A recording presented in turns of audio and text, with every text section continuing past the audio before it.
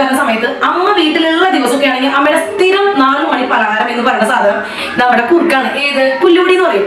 നമ്മുടെ റാഗി കോറ ആ സാധനം കേട്ടോ. അപ്പൊ ഞാനത് കാണിച്ചത് ഞാനിവിടെ ഉണ്ടാക്കി വെച്ചിട്ടുണ്ട്. So how to sir? ഇതാണ് നമ്മുടെ റാഗി കുറുക്ക് എന്ന് പറയുന്നത്. ഞാൻ പറഞ്ഞല്ലോ പണ്ടൊക്കെ ഞങ്ങൾ അവിടെ പുല്ലുപൊടി എന്നാണ് പറയാ. ഇത് സ്പ്രോട്ടഡ് ആയിട്ട് ചെയ്തിട്ടുള്ളതാണ്. ഞാൻ വീട്ടിൽ തന്നെ ഉണ്ടാക്കിയ പുല്ലുപൊടിയാണ് കേട്ടോ. മീൻസ് റാഗി പൊടിയാണ്. സൂപ്പർ സാധനമാണ്. നല്ല ആരോഗ്യത്തിന്, പിള്ളേർക്കൊക്കെ നല്ല കിണ്ണം കാച്ചി മുതലാണ്. മുന്നും പിന്നെ നോക്കാണ്ട് നമുക്ക് അടിപൊളിയായിട്ട് ഒരു കുഴപ്പമില്ല. പിള്ളേർക്ക് കഴിക്കാം, കുട്ടികൾക്ക് കഴിക്കാം, അമ്മമാർക്ക് കഴിക്കാം, പപ്പമാർക്ക് കഴിക്കാം, എല്ലാവർക്കും കഴിക്കാം. രാകേഷ് പറയൂ.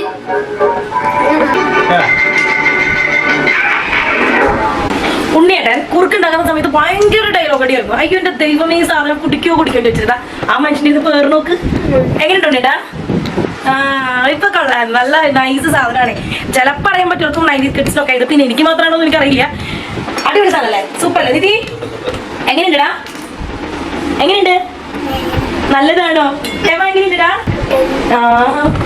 അടിപൊളിയുണ്ട്. അപ്പൊ ഞാൻ അങ്ങോട്ട് എന്താ എനിക്ക് കഴിക്കട്ടെ കേട്ടാ.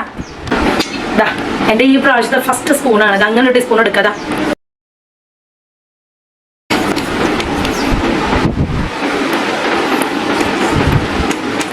സൂപ്പർ.